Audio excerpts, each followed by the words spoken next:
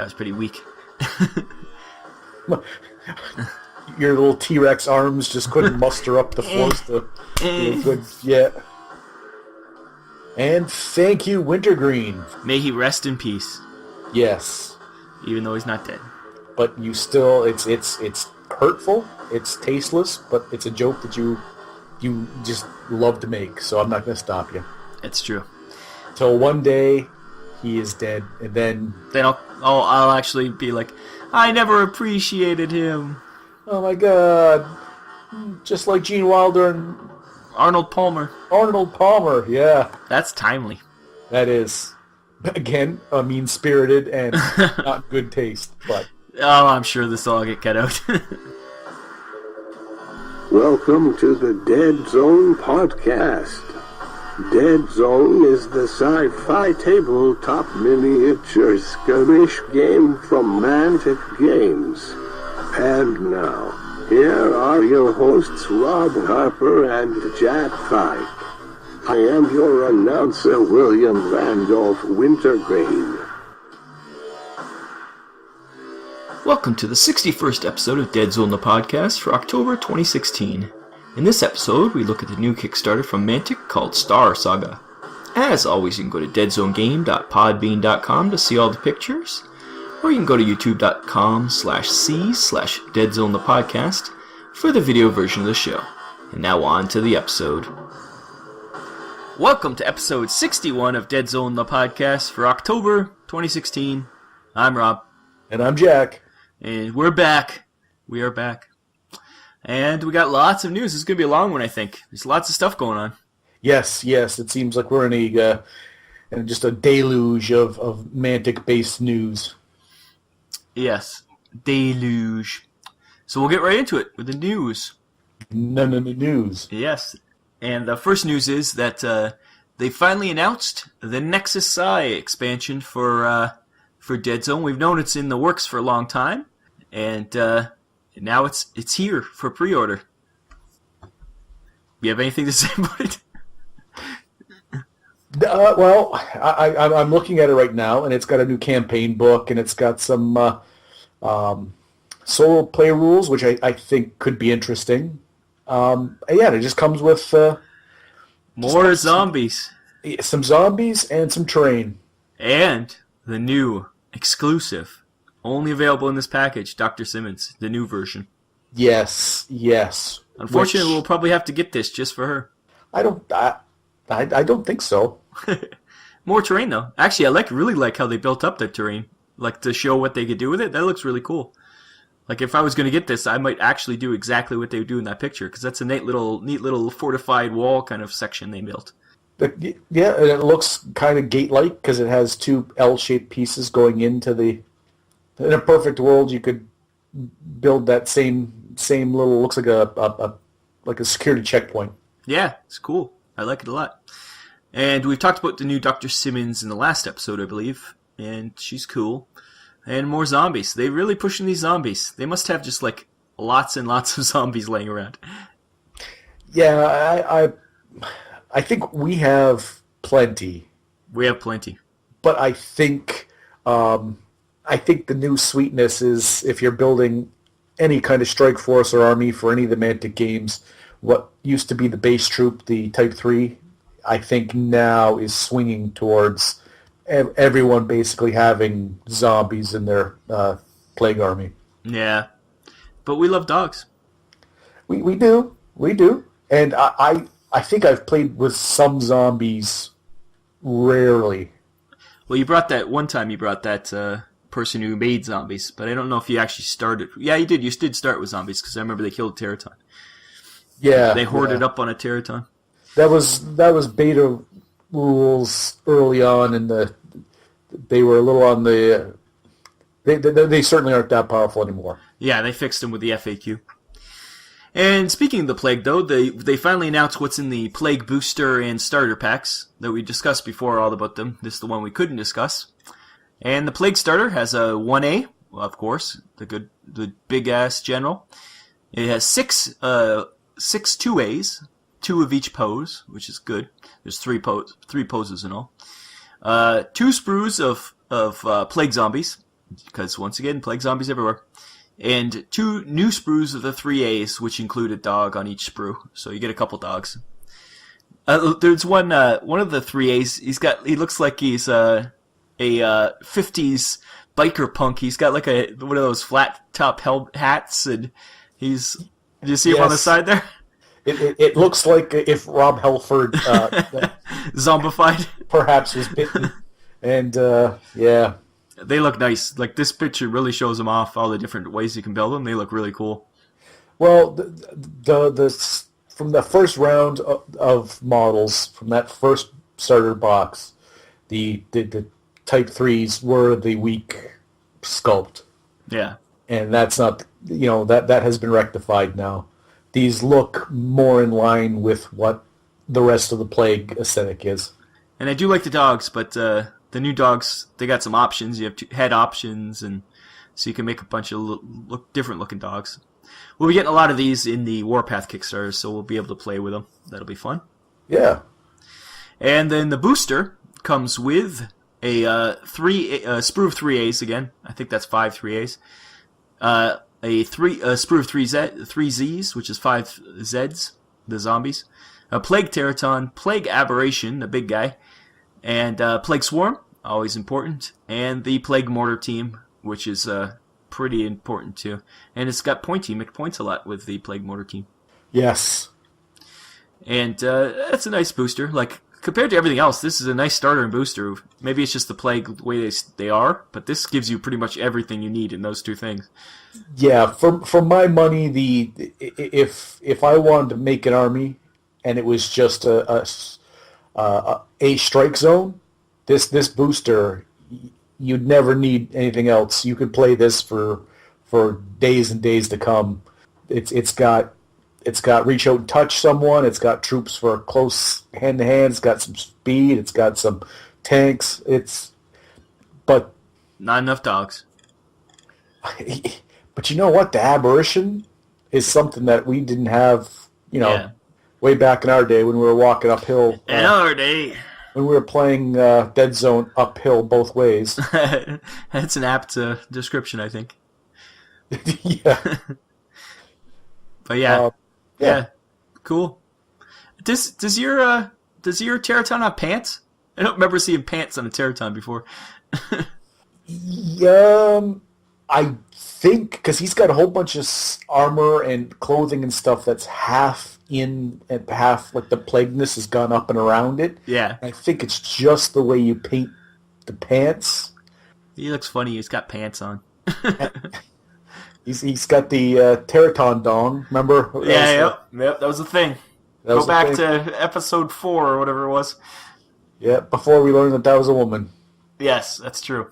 We didn't know that the big Teratons were female. Yeah. And we also have some great shots of the Veerman Tunnelers they've released some shots of. They have ones with it coming through a wall, like it just burst through, with its little drills out, and then another one with the front open, showing the gun. And it's actually next to the halter half-track, so we can finally see the scale of that thing, too, with the models all around it. And it looks big. It's a lot bigger than I thought it would be. Yeah, because you can, since you can tell that the one that's coming out of the wall, all of those squares are 3 inches because that's just the way it is. So it's literally bigger than 3 inches tall. Mm-hmm. Like there's no question. But I like the little rat swarms they've got in that picture. It's showing the Veerman like giving a nice little perusal of the way they look. I like it. Yep, and then the other one with the front open, gun shooting, with a halter half-track. That's cool. It's nice to see these shots with scale on boards with nice scenery. They're not just on the white background. It's nice to see them actually on boards, which I like a lot. Yeah, because even though it's a diorama effect, like they're not playing Deadzone, they're not playing Warpath there. It's still like a picture's worth 1,000 words, and you can look and go, oh, yeah, no, I like that right away. Yeah. I'm still not a fan of the color they paint the Forge Fathers, that beigeish, brownish color. I like the metallic so much better. You know, the paint jobs that they've done have changed through the years, and sometimes, some of the artists take liberties one way or the other. Like, remember, we started seeing a lot of the Forge Fathers stuff, like rusted and dirty and pitted stuff. Yeah, now they're a lot more clean. Yeah, these ones look pretty pristine, pretty snaz. Yeah. Yeah, it's the Veerman's turn to be all rusted up. Yeah. Well, there you go. That's some news, some interesting stuff. And there's going to be more news in our main topic because we're going to be talking about the Star Saga Kickstarter, which started today that we are recording.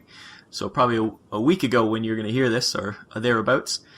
And we'll talk about that and what's up with that and how it connects to Deadzone and how it looks awesome. But first, an ad from Mantic. That is correct.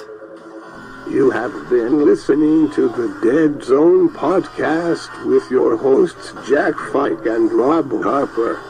The Deadzone podcast is dedicated to Deadzone, the tabletop miniature game by Mantic Games. Visit them at manticgames.com. Hi, this is Pat, North American Community Manager for Mantic Games, and you are listening to Deadzone, the podcast. And thank you, Wintergreen, for bringing us back from that Mantic ad that is beloved by one and all. Anyways, it's Star Saga, the successor to Dungeon Saga, but in space. Makes sense. And it's gonna be obviously in the Warpath universe. It's got Blaine as the main man. He's bringing together some mercenaries to invade some places to get some stuff, I guess. Yeah, apparently some biological thing was stolen, and the council has said that they need nothing but the best. They need a crack team to go in there and retrieve it, and Blaine apparently has the rep and the means to do it. So, yep, he's bringing his crack team, and it's going to have streamlined rules compared to Dungeon Saga with like direct roll-offs for the like attacks and stuff. So it's almost like Deadzone, but it's D6. Unfortunately, I wish it was D8, but they're going to do specialty D6s, which I'm sure is a cost thing. Imagine specialty D8s. I'm sure that would cost an arm and a leg. So specialty D6s for the rolls, which is interesting. They're going to have cover mechanic, which Dungeon Saga doesn't have, which is kind of interesting. And the Overlord character, which is going to be called Nexus, it's usually the DM kind of guy, but you can also, in this, is going to have AI rules built in. So right from the start, you can play co-op or solo, which is the way they should have done it for Dungeon Saga, and hopefully they'll have improved the way the AI works. That was one thing in Dungeon Saga that was kind of clunky, and in Deadzone, true. It's so hard to do AI, but hopefully they've learned from all their past attempts, and we get some slick AI at least that works in this one. yeah. So there is the pledge of $100. There's only one pledge. Get to the game, gets you some a character creation expansion and a mission creator expansion, which is kind of cool. You can make your own missions, make your own characters, and want to go through everything that's available in this thing. How in depth do you want to go? Well, we'll just just say maybe the characters and stuff and what you get. I don't think we have to go into all the different descriptions of every single character. You can go on the Star Saga Kickstarter page if you want to know all the in-depth deets. But yeah, what are the main mercenaries here, Jack? We have 5 new mercenaries. They're new original sculpts. We have a Captain Delinsky, a female with some sort of weapon, a Corporation Ranger, which I like the looks of the Corporation guys anyways, and this is just another example. It's got a very, Space Marines type aesthetic. We have Kirby the robot, who looks like Claptrap and Eva mated, which unfortunately brings to mind a mental image of Wall-E just standing in a corner weeping. Oh. Then we have Wrath, which considering what the fictional tales of his mindset is, I don't think, if I were sending someone that perhaps on a very special mission or to retrieve something very expensive or fragile, he would not be on my he would not be my top 10 list. But here he is, a new sculpt of him with the sword and the flowing cape, and then last but not least, a plague victim. Yeah, some of these aren't the mercenaries. So the Corporation Ranger and the Plague Victim are, I think, going to be enemies in the game. They're going to be more people you're fighting. Oh. Because they have Salvaggio is from the short story Best Laid Plans from the, I think Coach voiced him in our adaptation. He's one of the mercenaries. And a new one, she's a vampire doctor, alien vampire doctor named Elise. I think her name's Elise, is how you say it. Those are the 5 mercs. Oh. And then you get things like lab technicians and what do you got? Security guards and different Marines. It looks like the Marines and security guards and lab technicians are guys you're fighting, and then eventually a plague breaks out because then you got some plague guys. Yeah. It seems to be that's the progression here. You've got guards, then you've got some corporation soldiers, and then plague victims. So it's probably how it scales up. Yeah, for sure. It looks like that. And they're going to do, if they make the stretch goals, they're going to do alternate sculpts of everything. So you're going to have 2 of each type of these minions, they're calling them, the bad guys you're fighting. And then there's also the main bad guys. They got some enemies, like what do they call them? The big bosses, kind of. Yeah, they are calling them bosses and minions in the that's how they're kind of like. Yeah, I think that comes from Dungeon Saga, but that's Dr. Lucas Coiner. Looks like Doc Ock, really, in a lab suit. He's got those arms like Dr. Octopus, and a Chovar named Organic Data Storage Unit X02A, and a Guard Commander Graves. Looks like he's one of the minions. He looks like a guard captain or something, like a... Yeah, just the next step up from the guards. Like you say, it's like a progression. I think he'll be the leader of the guards. But the Chovar, I like the sculpt. I know Coach hates it, but I like that sculpt. It's very, very interesting, and I liked painting it. So having another one... A crazy one with all these things strapped to him. Yeah. As I think Tyler, in his preview video, called it a deranged USB stick. Oh. And there's lots of concepts of pictures. We got a great picture of Kirby with his face shield. And I guess is it Claptrap that it has like the emoticons on his face and stuff? Or no. That's from Moon. Remember the movie Moon? Oh, yes. Kevin Spacey voiced the... Yeah. So you could do that. They said that where that blue dot is on the concept art, that's like a screen. So you could put emoticons and stuff. So you can make them with a big smiley face emoticon, and that'd be cool. Try to get that black-green color for the background with like the bright yellow for that'd be kind of neat to try to do. Doing a white, like pearlescent white for the body, that'd be interesting challenge. And the letters on the side, you have to freehand some. Yeah. It'll be fun to paint, I think. And then Salvaggio, his face is all scarred up, but that'd be fun too. I never pictured him like that when we did the recording, but he's a lot skeevier than he seemed. He's sketchy, all right. Cool though. Like once again, great concepts. Then we got the Captain Erica Dolinsky. She just looks like a tough woman. It looks like she was the one who fell asleep first at the party. She does have some paint on her face. Here's a shot of that Elise character.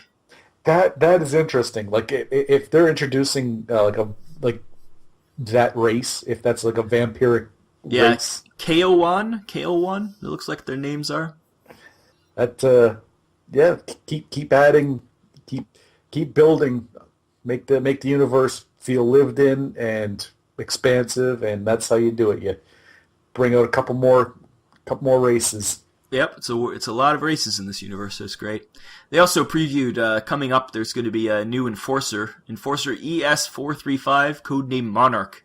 He looks like a tougher version of Master Chief almost. Like he's solid. He actually reminds me of a Robotech, the bike guys in Robotech. Do you remember those guys? Yeah, and also a little bit of Samus, like oh yeah, what's that?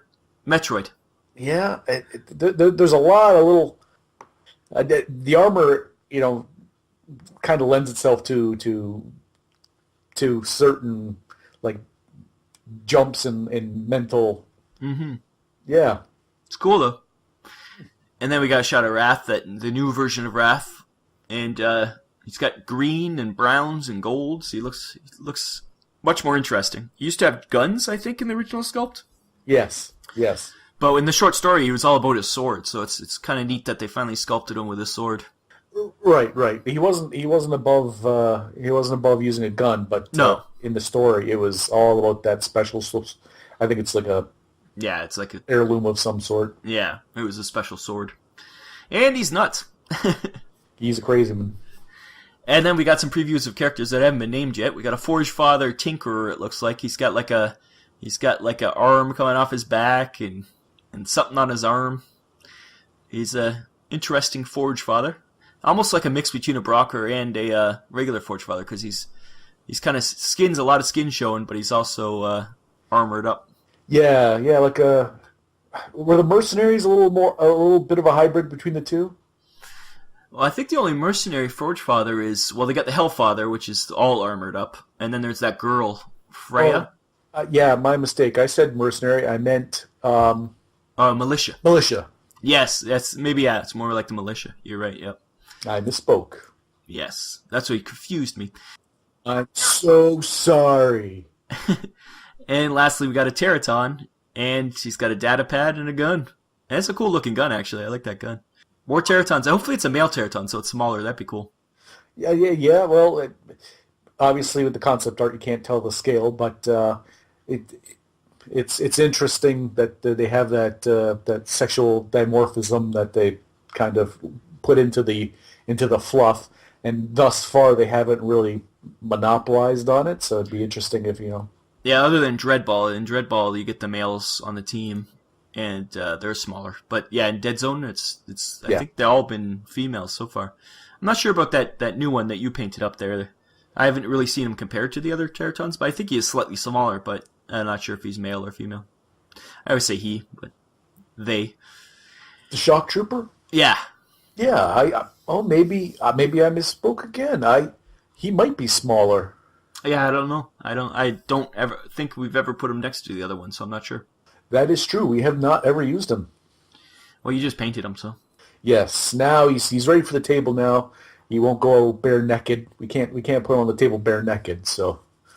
And we have to thank Mike Carter and his blog called Until Someone Loses an Eye, and the link to that will be in the show notes, because a lot of these pictures and info he put up there even before the Kickstarter started. So we got a lot of the info from him. So it's a great blog. Check out. He's a Pathfinder in I think he's in Ohio or Chicago area, somewhere in there.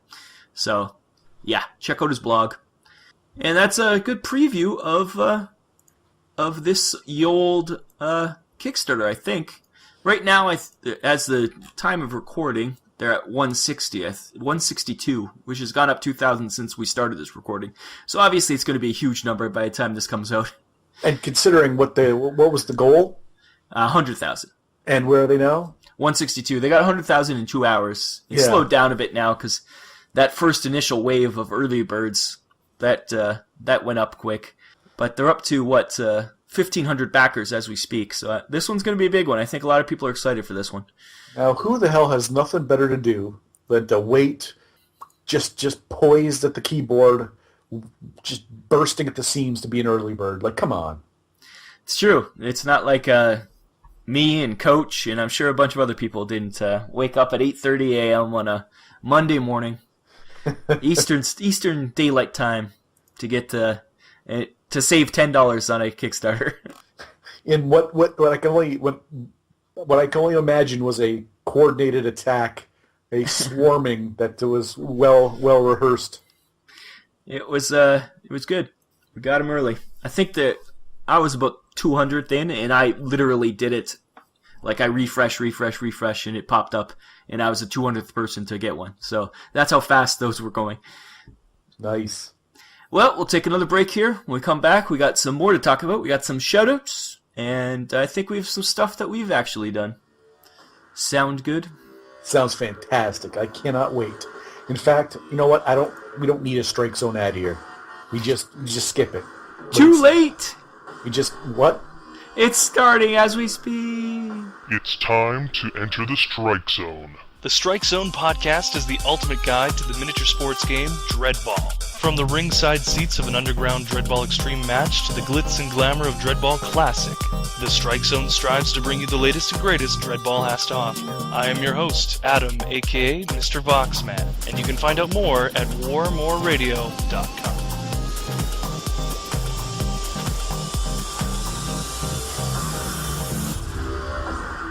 Welcome back to the Deadzone podcast. It is shout-outs time. And welcome back. That was a delightful ad for the Strike Zone. I wouldn't have missed it for the world. The mere thought of skipping it would, just sickens me. So I'm glad we didn't. It's true. It is true. Jack's falling into line. What's next? Shoutouts! Shoutouts. And our first shout is to our regular contributor now, Douglas Loyne.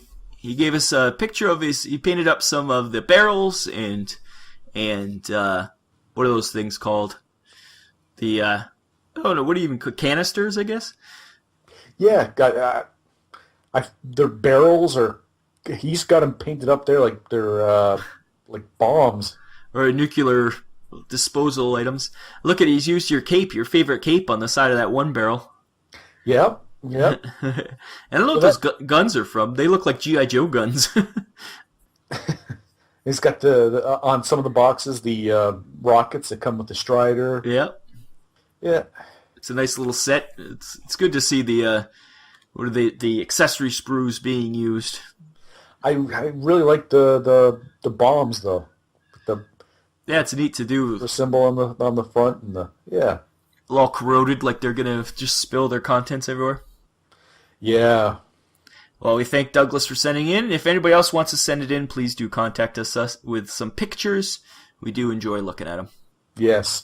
Thank you, Dougie. We appreciate it. Dougie. Is that like Dougie Gilmore? Anyways, the next person is Kevin Riddle. Usually you chastise me for getting a little too a little forward. You're always like, what? I was gonna be like Dougie. Was it from that commercial? Let's enlighten everyone in a little bit of Canadiana about our hockey players and calling them Dougie. Yep, it's true.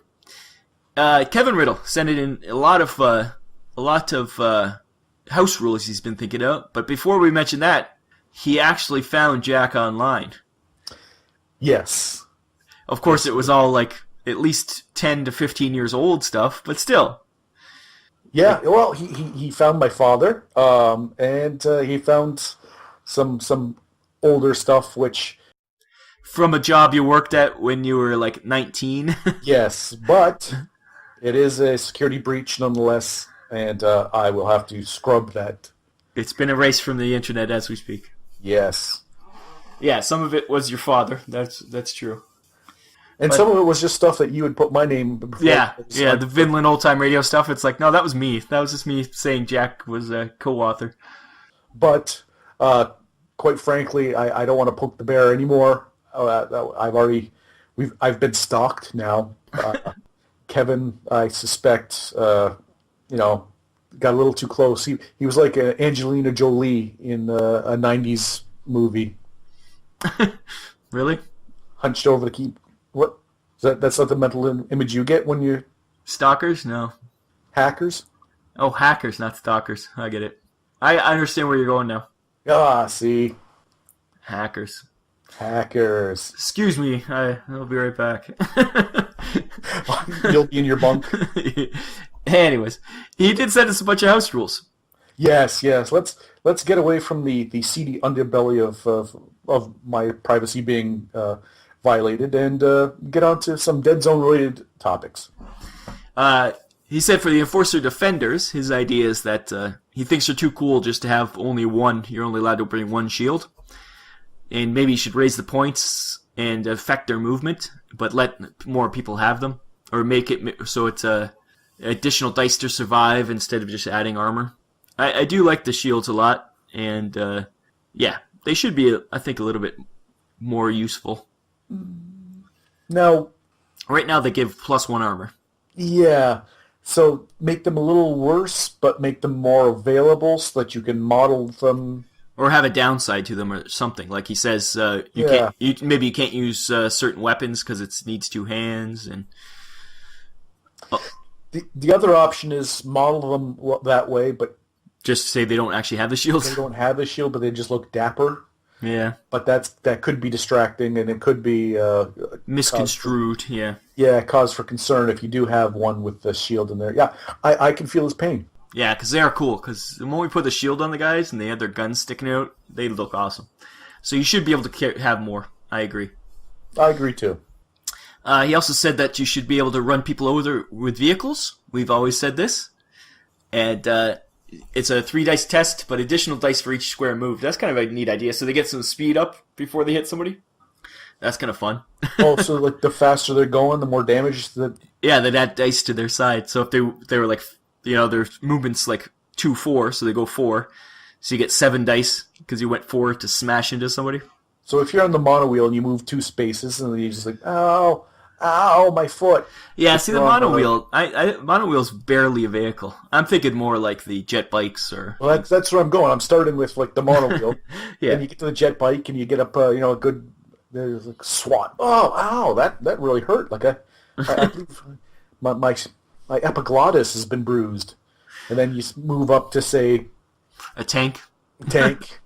Well, a tank wouldn't go very far, but at least it would just crush him. Okay, a hornet. Skimming the surface. Just taking people's heads off.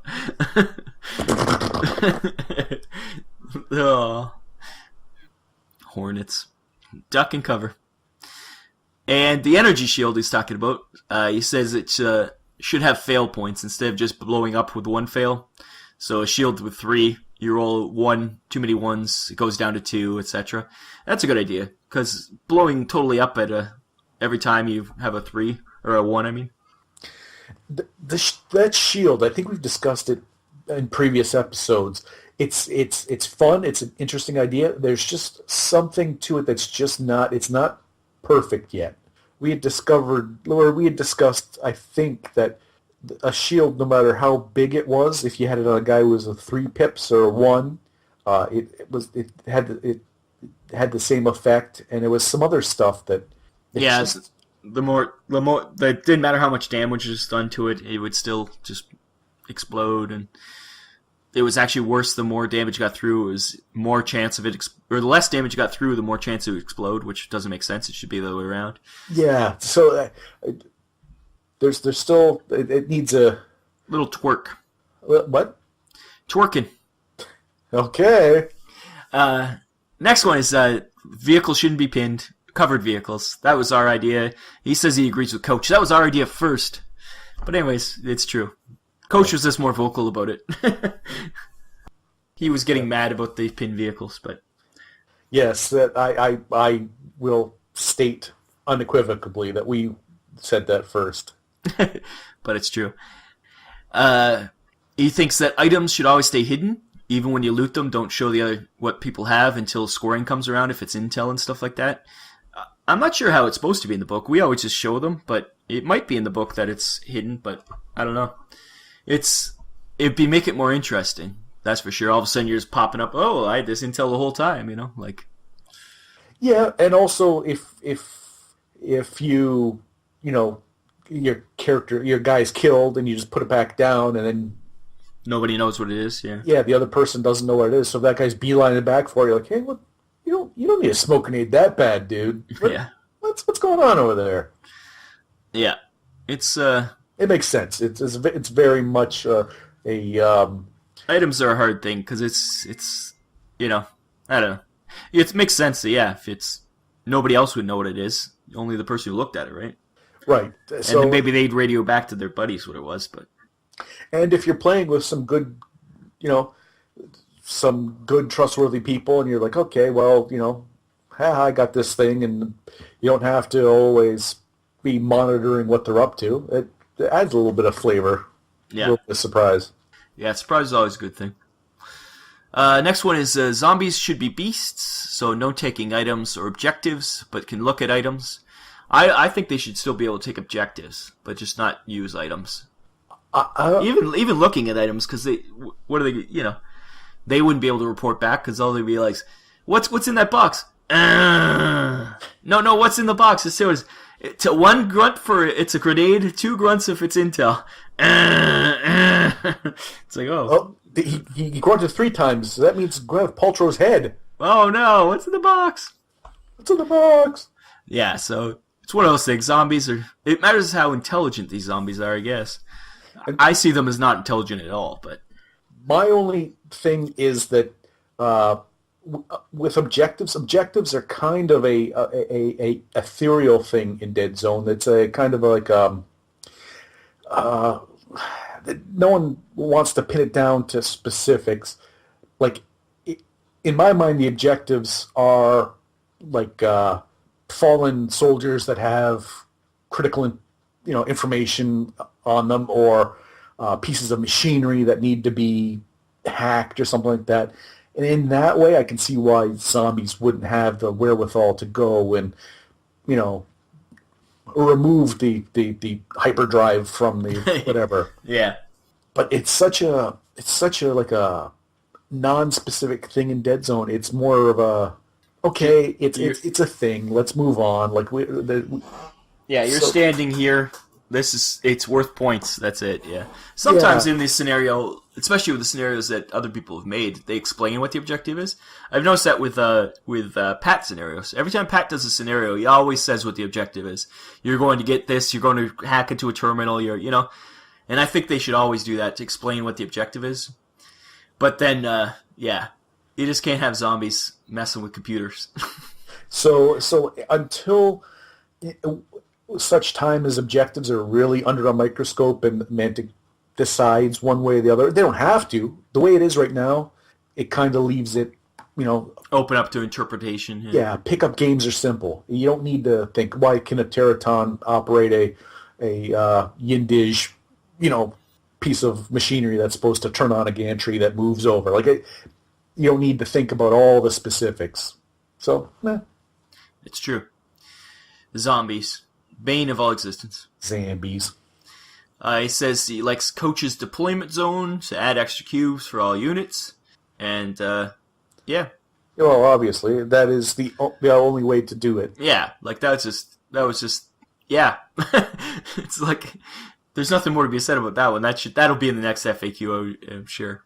Yeah, I think was it? No, it wasn't in the last one. Thanks, Kevin. Next, tell us that the sun is the big yellow thing in the sky and water's wet. He also says that he thinks that pistols should be able to use in a fight, which I kind of agree. You should have some what are that from? What's that movie with the gun fu with Christian Bale? Oh, what movie was that? Equilibrium. Empire. No, Equilibrium. And so you could use a shoot stat instead of a fight stat, and that'd be kind of cool. I think you should be able to shoot people point blank. Also, you get the extra dice because you have a clear shot because you're standing right next to the guy. You do have a pistol. Well, you could pistol whip them too. That too. But then would that be still, that would be fight, not shoot, right? Yeah. You got to pull the trigger for it to be a shoot action. And this one, I'm not sure what he means by it. He says VPs added by number of models in the cube.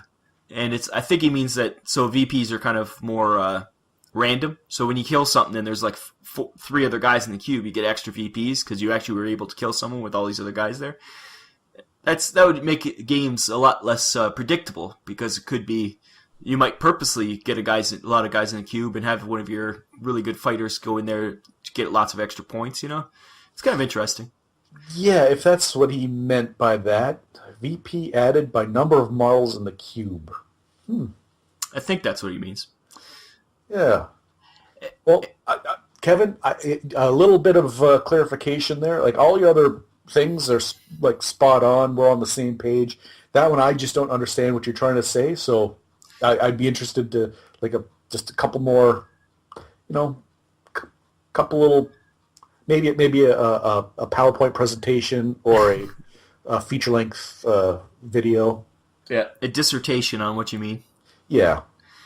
Next one is I'm not sure I like this one because it would really complicate things, and I think there could be ways you could use this to abuse the rules. Is that you can move into a square with too many models to fight, but another one of your models has to move out. I think that would be you could really do some shenanigans with that, where people are getting extra moves because you purposely moved a guy in, but you're just moving the guy over, or pulling people out of fights that shouldn't be able to pull out of fights, and like it would be a free breakaway. And you think, okay, well, that's kind of broken. But when you think, okay, it's a free breakaway, but that guy's now moved, he could move sideways into another square and have a free attack on. Yeah. Now he's charging over. I think it would just be, it would be really dynamic and interesting.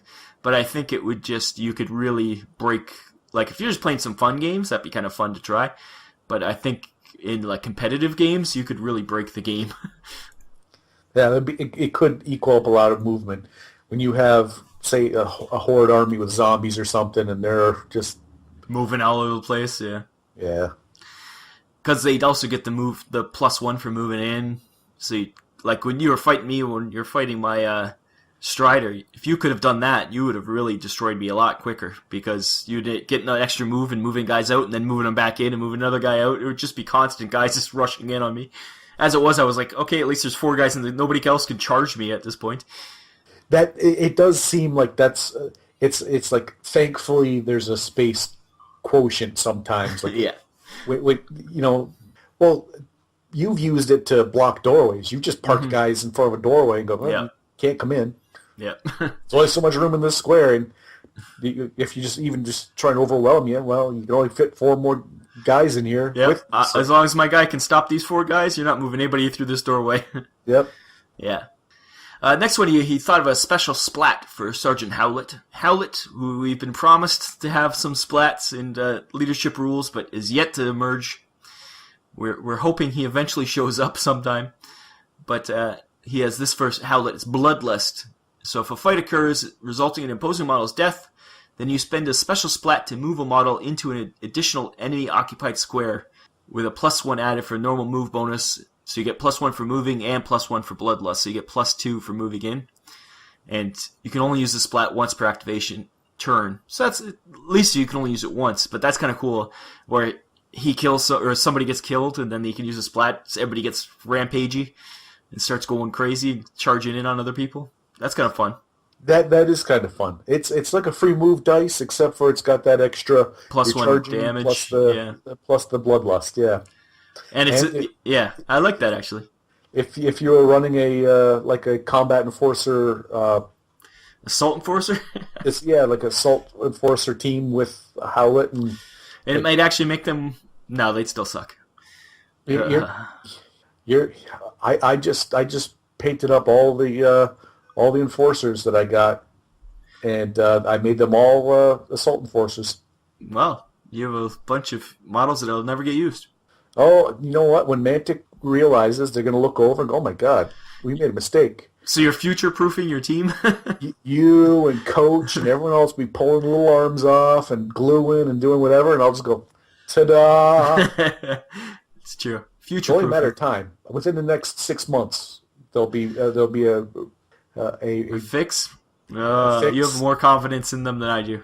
And you and Coach will be there with little pliers and glue and yeah. And next one is spotter ability should be back. Do we ever talk about this on the podcast? Because we've said this lots of times to each other, but I'm not sure if we ever mentioned this on the podcast. That's a good question. Because if not, he's on our wavelength, because we agree 100% spotter should be back, and it should be like tag. Yeah.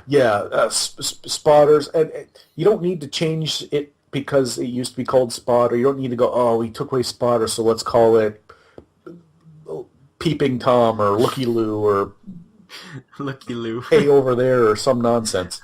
Solid Spot Spire. worked. Yeah. You had models that had big goggles, models with binoculars, models pointing. There's a ton of models pointing. Just give them, bring it back. Yeah. We had to have talked about it before, but if not, if it didn't make it to the podcast, Kevin, you're right. Yeah, for sure.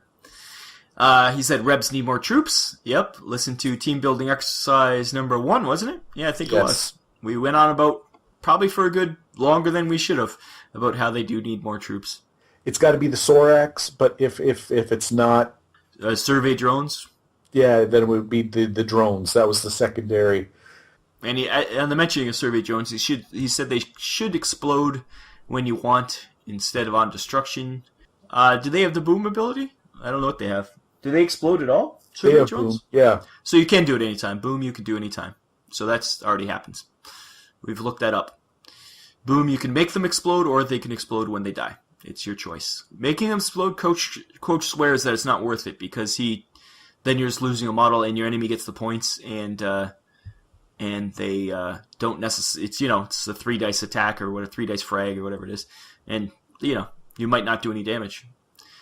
It's as a last ditch maybe, but it's much better to have somebody kill them and explode. I personally think because you're going to lose the points anyways, and they're going to die anyway. So, do they survey drones have boom?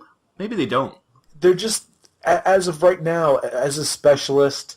Well, go listen to team building exercise number 1. I think we probably went into great depth as to why the survey drones are not working right now. That's true. And he said he likes the idea of taking multiple mercs, and we do too, and also multiple leaders, which Jack of course loves, but just don't stack tactician dice, and only you have to choose at the beginning what your leader is, and that's your leader, and that's the one you're using for your splat. That's the one you're using for tactician. The other one just acts as whatever he is. And I agree with that. You just dictate it at the beginning. Just tell your person you're fighting. I don't understand why they took that out. You can only have one leader. Yeah, in the betas it was in there, and it was interesting. You designated who your general was, but you could have the other one. And I think you stacked the dice. You did. No, at least they never said you didn't. Yeah. Yeah, and that was fun. You get a lot of dice though. That might be overpowered. Yeah, well, we kind of the extra cost of an extra guy who, like, for some armies, are like the plague. Pretty expensive, yeah. Taking the Type 3 generals just as bad, like taking someone for the cost of the leader just for the dice. It was one of those things, could pan out, might be worth it. It added a little bit of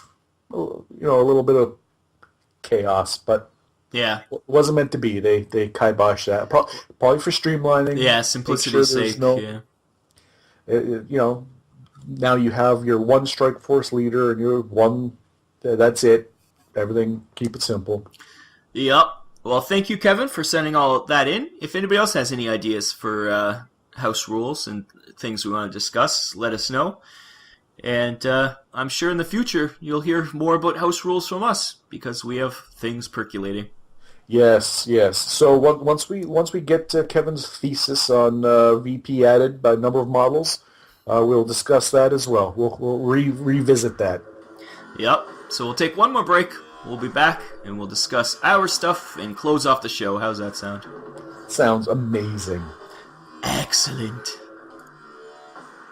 Countercharge. Countercharge is the first podcast totally dedicated to the game Kings of War. Join your hosts Andrew, Mark, and Rob as they delve into the world of Mantica and bring you in-depth coverage of all things Kings of War. You can find us on iTunes and at ohiohammer.com, a proud member of the Ohio Hammer network of podcasts. Hey, this is Jack from the Deadzone Podcast, and you've been listening to the Deadzone Podcast. With Jack from the Deadzone Podcast. So much Deadzone Podcast, it'll make you vomit. Now for a segment we call Our Stuff.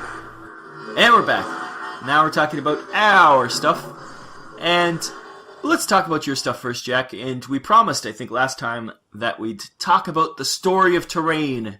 The epic journey you had building the industrial terrain from Infestation. You want to talk about the industrial terrain and your epic story that we teased last time? Yeah, so these many years ago, Rob shows up with a box of terrain. I don't know, where did you find that box? Oh, well, originally stuff, you already had tons from Infestation. And then we have a storage unit, and I went in there looking for comic books, and I found this box, and it's full of, like, bits and pieces of terrain. And I was like, well, we have all that industrial stuff to put together. Maybe this will add to it. So I brought that box of terrain to Jack's house.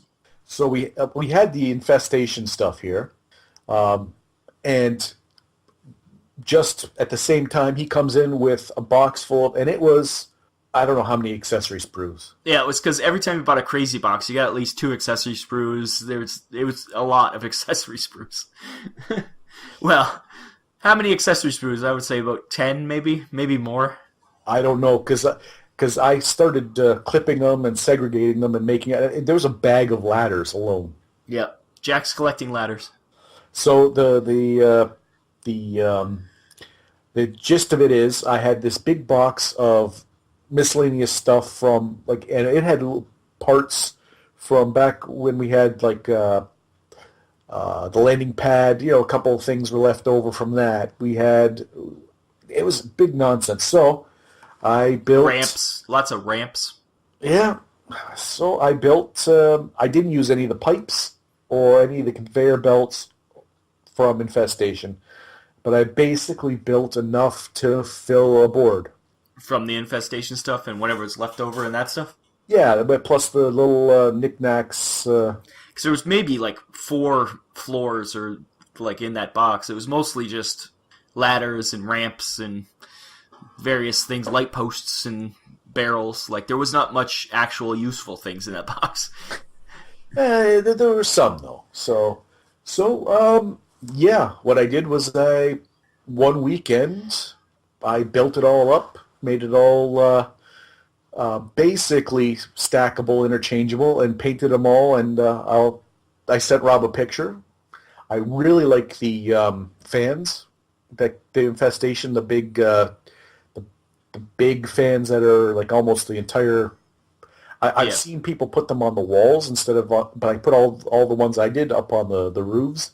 Like ventilation. So yeah, I did a lot of terrain. Yep, we'll have some pictures. Jack's going to take a bunch of pictures and we'll put those up on the website. And yeah, is there anything else you did? Last weekend, you may have heard that I had purchased a taster box. Yep. So I segregated the stuff that I'm making Rob put together. That's all. So like 1 sprue, not much, right? Rip roaring, ready to go. Oh, it's quite a bit. So I put together the Dwarf Steel Warriors. Oh yeah. I put together the Enforcers.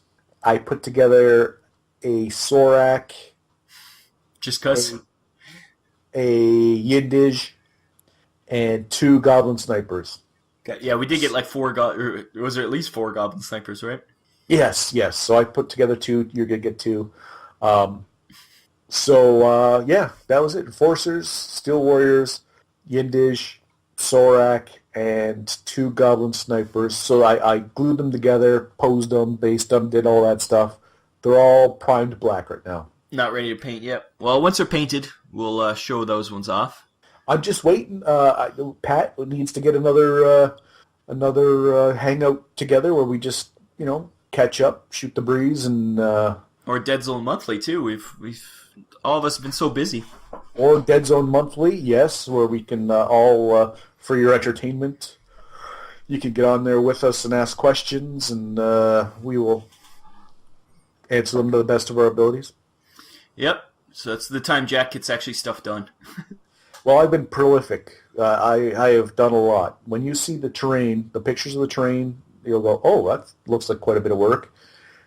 And the miniatures now, like the figures that I've got primed, it's just I'm waiting for that time when just kick back, chat with my homies, get real with my peeps, and just put some paint on some plastic. Yep. And I painted up some of the zombies. Speaking of zombies, I had a single sprue of zombies, 5 zombies, painted them up. They're all painted.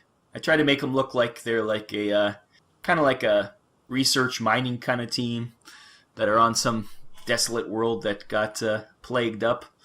And I went for a grayish color because I think zombies, I like the gray. So they're all gray zombies.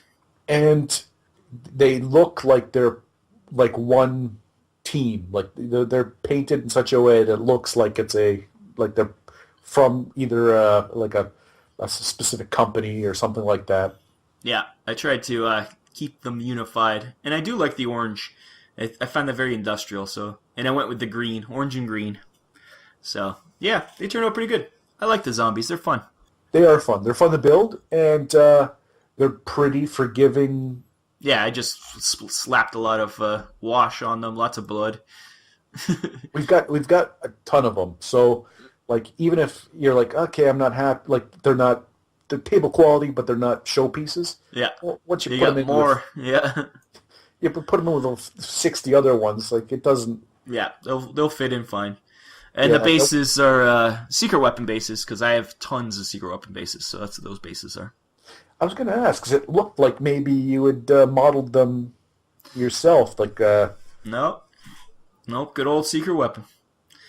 I really literally have so much. I got one of their like crazy bags that they sell every once in a while, just random offshoots of stuff that's not quite perfect, and plus we had some from before, and yeah, we have so many bases.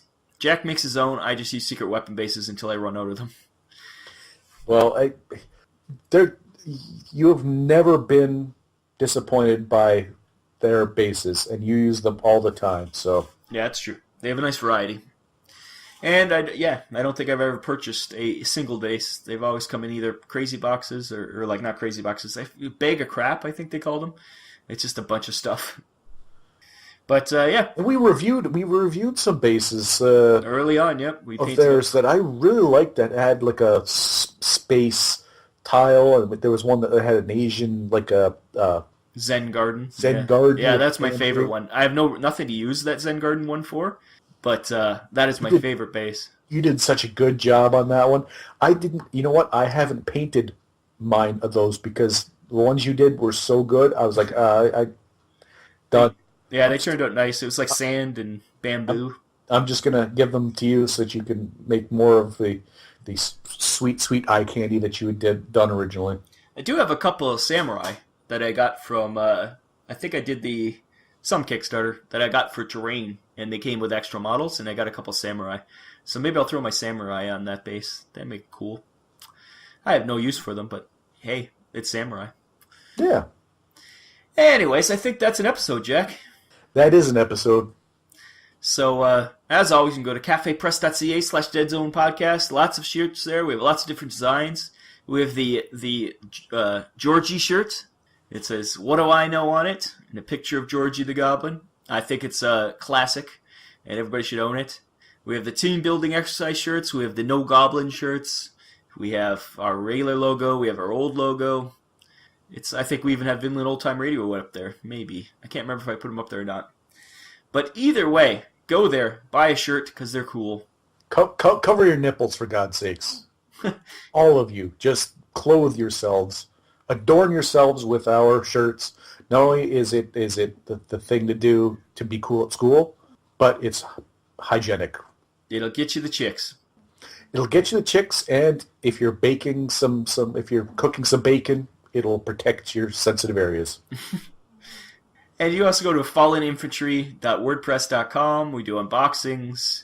Hopefully pretty soon Warpath will be on there. It is now October. They said October. Maybe not this soon in October, but let's hope it happens soon. I even if it's November or something, getting into the winter time, it's good enough. We just had infestation. I wouldn't mind if it's a little. I would. Uh, But anyways, until next time, this has been Deadzone the podcast. I'm Rob. and I'm Jack. And be safe out there. And now I've got to go scoop some of my homemade bases into an envelope to send to some guy who stalked me online. How did I find myself into this predicament? It's because you just say things. You're like, yeah, we'll give you stuff. And then people actually do it. Yeah, serves me right. It does serve you right. Keep your mouth shut. So anyways, if you can find Jack on the... No. Now, No. if you can show up at Jack's house and knock on his door, he will... He's got candy all the time. You just go up and ask, and some taffy. Now, the next episode will be like, I have some sad news. Jack was murdered in his home by a stalker. And, yeah, we're going on without him, but he'll be missed. Yes. So yeah, we bring to a close the Find Jack Online contest. There is a winner. A well-deserved envelope will be scampering its way through the mail to him with some nonsense in it. Yep, so there you go. Just know that if we make a joke about a contest, we're serious. Only because we're legally bound to be serious. Yes. Our lawyer has been very, very cross with us. Yeah. It's not a good scene. Anyways, until next time, bye-bye. Bye-bye. Thank you for listening to the Deadzone podcast. I have been your announcer, William Randolph Wintergreen. Visit the website, deadzonegame.podbean.com. Email your hosts at deadzonepodcast@gmail.com. On Twitter, you can follow the show at Deadzone Podcast. The Deadzone Podcast is a production of Vinland Old Time Radio Productions.